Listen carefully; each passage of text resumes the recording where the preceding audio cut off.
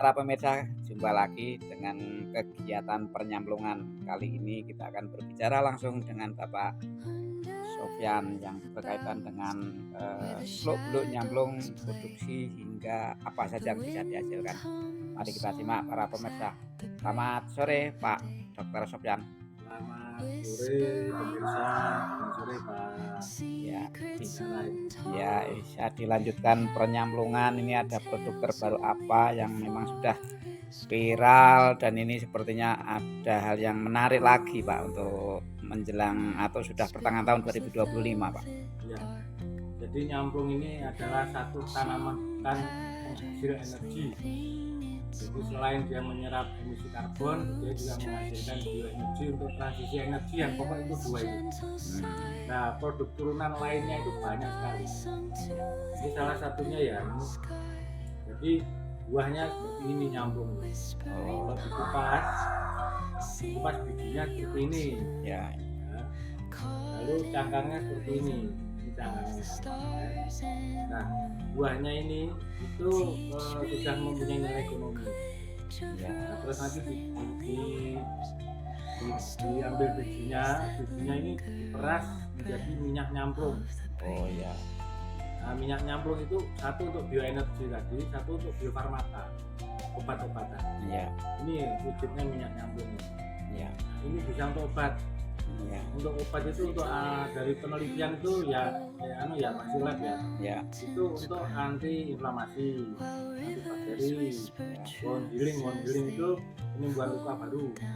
ya, Terus lalu anti UV ini di sama Profesor di Jogja ini.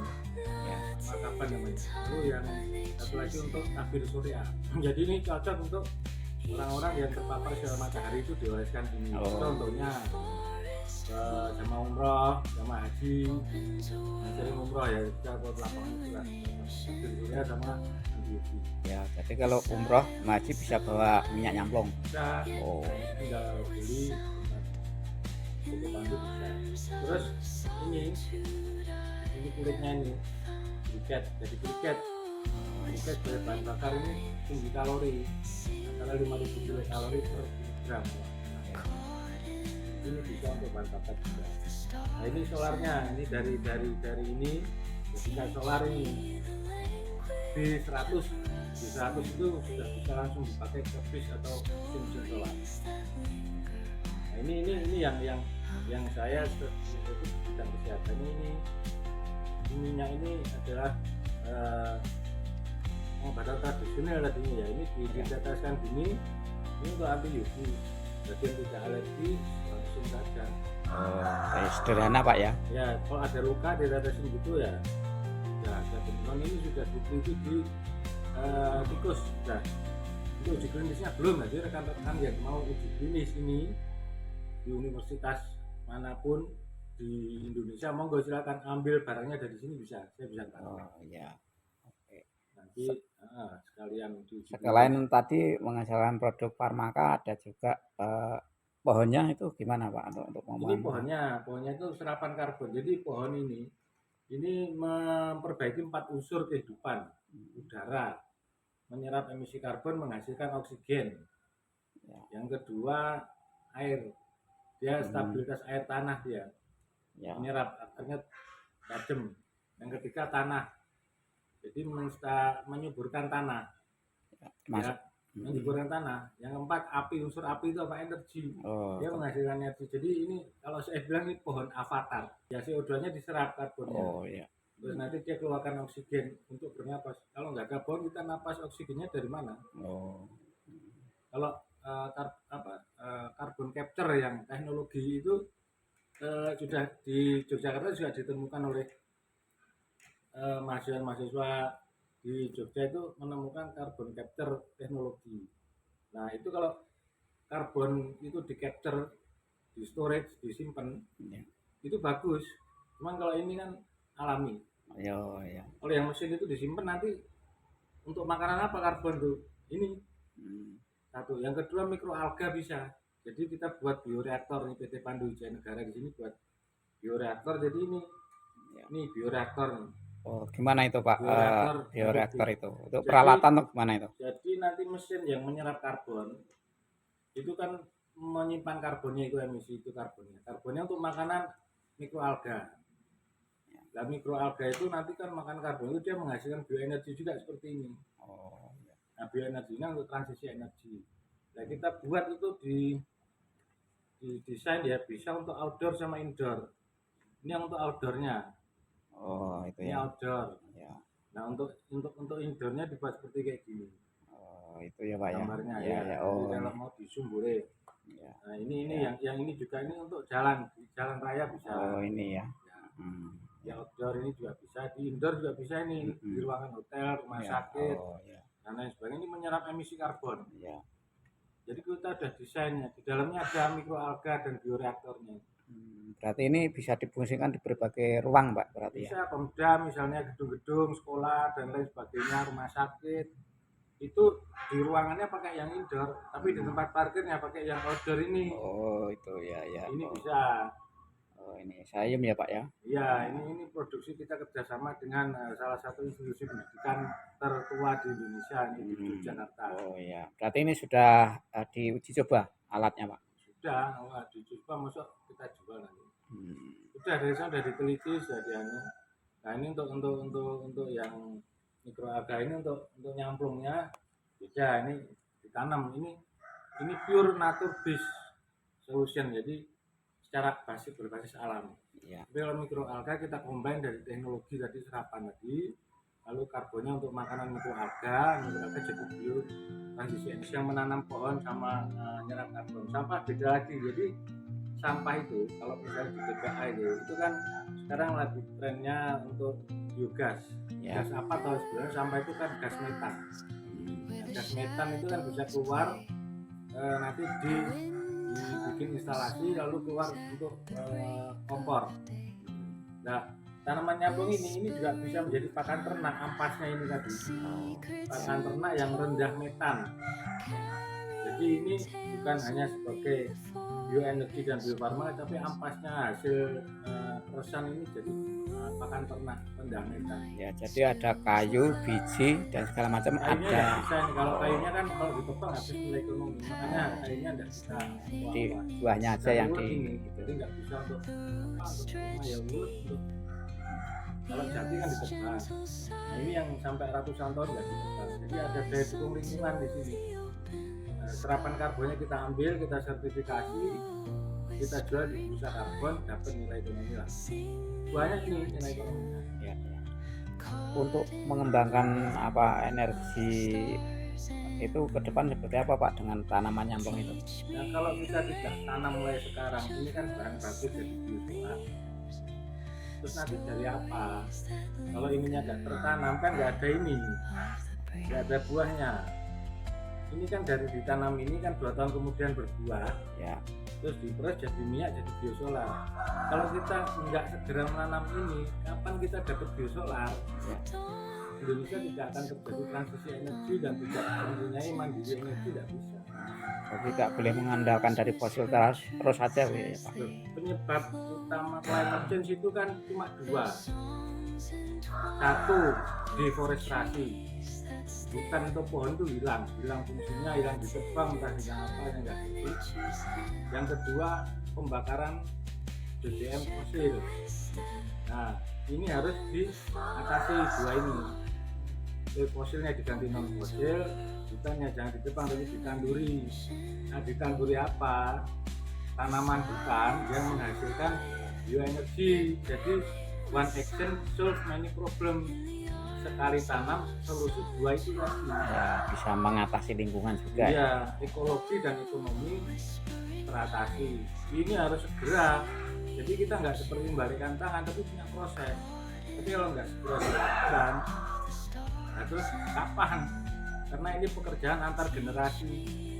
Jadi kita harus sosialisasi ke seminar-seminar rumah eksplorasi supaya ada transisi energi dan kemandirian di bidang semuanya di Indonesia, termasuk menaikkan nilai rupiah. Di sini ada, karena ekspor itu kan salah satu cara menaikkan nilai rupiah kan ekspor ke global. Apa yang dibutuhkan global?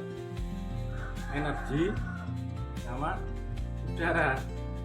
Nah ini kita juga nanti ekspor udara sama energi nih, energi sama udara ini dibutuhkan dunia. Peningkatan ekspor secara besar-besaran itu akan menaikkan nilai mata uang rupiah. Ini kan harusnya didiskusikan di tempat-tempat diskusi pendidikan dan lain sebagainya. Untuk pengembangan nyamplung itu sendiri Pak, ini kan dari beberapa tahun yang lalu hingga sekarang ini kan sepertinya sudah mulai merambah ke apa yang menjadi target Pak Sofyan di perusahaan Bapak gimana itu? Kalau target kami itu satu tertanam.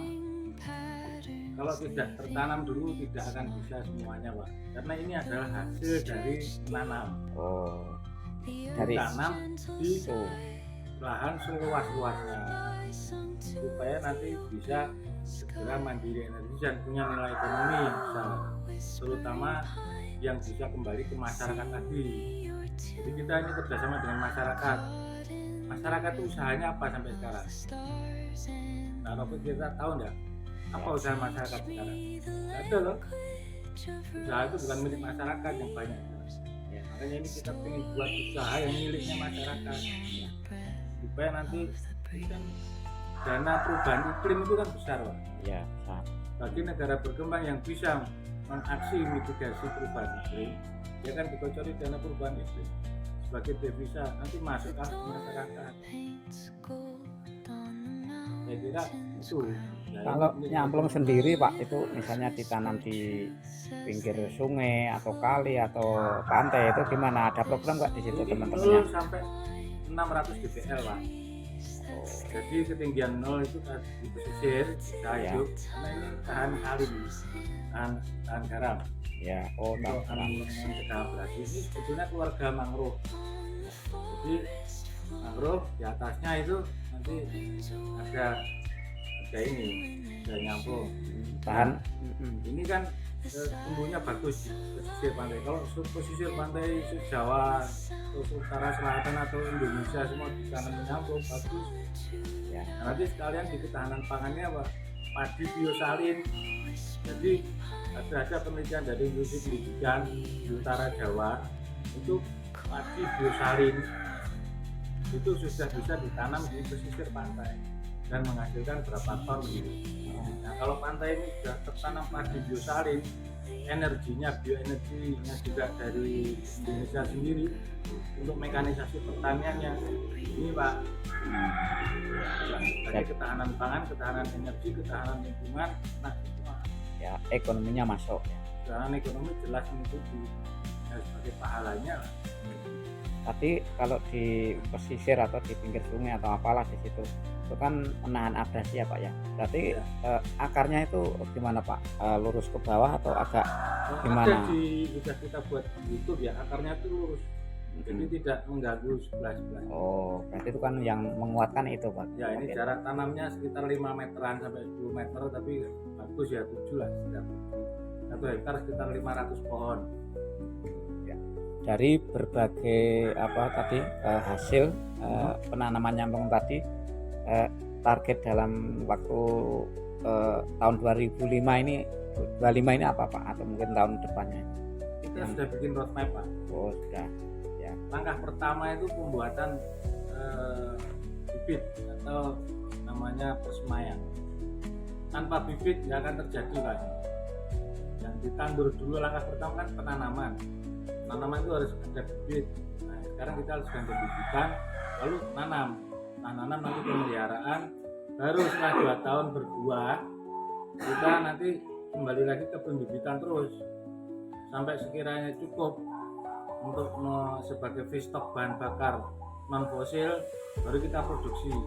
Kita perkirakan 2035 itu sudah kita dikasih tanah 5 juta hektar saja se-Indonesia ditanami ini sudah bisa nanti mandiri energi Indonesia. 5 juta hektar loh Pak. Lahan kritis Indonesia itu kan 12,7 hektar ya, juta hektar yang mau ditanami oleh kehutanan. Saya kira kalau kan tidak mungkin monokultur bukan. Nah, kita dibagi berapa misalnya 5 juta atau berapa juta sudah bisa ini. Ya. ada target mungkin di Pulau Jawa atau mungkin Sumatera atau mungkin Sulawesi atau di mana Pak? Seluruh Indonesia Pak kalau Seluruh bisa. Indonesia. Jadi ini tanaman Majapahit ini. Dulu Majapahit itu ekspor energi sama bahan obat dari nyamplung. Berarti ini pohon nyamplung warisan Majapahit Pak kira-kira? Itu jelas kalau dari sejarahnya ini saya diberi kabar oleh Dr. Sri ya dari Yogyakarta itu kan beliau di Leiden itu sama di pustakaan mana itu baca katanya dari Majapahit itu di kitab Sutasoma itu sudah ada. Jadi ini tinggal pengembangan secara modern gitu ya Pak? Ya diulang ini. Jadi tanda-tandanya sudah ada Pak, tumbuhnya nyamplung ini. Dulu juga nyamplung, sekarang nyamplung lagi. Untuk bahan edukasi Pak, ini kan mungkin kalau di kalangan universitas mungkin kan cepat nyantol gitu. Taruh gimana untuk edukasi terhadap anak-anak didik kita? Terobosannya apa Pak? Sebetulnya satu nandur bakal mundur Pak. Si orang nandur mundur apa gitu. Nah, kenapa nanam nyamplung kan begitu? Karena ini tanaman hutan penghasil energi, gitu loh. Jadi ngiras pantas nandur, sampai bisa mandiri energi. Nah, enggak nandur, kapan ini mundur gitu loh. Ya, makanya di situ anak-anak sudah bisa diajarkan tahun nyamplung Pak itu ya kira-kira. Ya tahu lah nyamplung ini kan punya masyarakat itu loh yang buahnya ini bisa untuk perintang ini. Perintang ini bisa.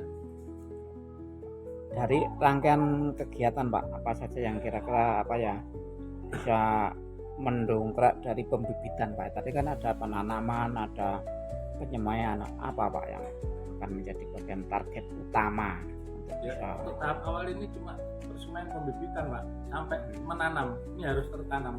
Itu target kita. Setelah tertanam kita kan maintenance, itu kan bagiannya yang punya tanah, yang siapa nanti kita kerja bersama, tidak bisa sendiri. Kerja bersama antar lapisan masyarakat, semuanya harus ikut. Nggak mungkin kita bibit nggak ada yang ngopeni, nggak mungkin. Terus nanti ada yang bikin mesin, terus nanti ada yang regulasi biosolar, kan pemerintah ikut juga. Seperti di Jogja nih Pak, ini sudah ada kebun nyamplung, Ya. sudah berbuah, sudah ada mesin pembuat biosolar di Baron Teknopark. Tinggal nyemplung ke buahnya ini ke sana, keluar biosolar loh Pak. Jogja itu biosolarnya untuk Trans Jogja katakanlah gitu ya, untuk bis Trans Jogja. Nanti di seluruh dunia Indonesia di Yogyakarta ada transisi energi dari buah nyamplung, biji nyamplung jadi biosolar dipakai di bis Trans Jogja. Gini Pak. Ya. Itu Iya. ada di DIY potensinya yang sudah tinggal pancal gitu mungkin. Di Rubo itu ada kebun nyamplung besar. Ada 6.000 hektar apa 6.000 pohon 25 hektar. Terus di Baron Teknopark itu ada mesin untuk pemerasnya sampai menjadi biosolar. Itu BRIN kalau nggak salah ya. Nah nanti kalau buahnya itu dicemplungkan ke sana keluar biosolar Pak. Bisnya itu udah ngantri Pak.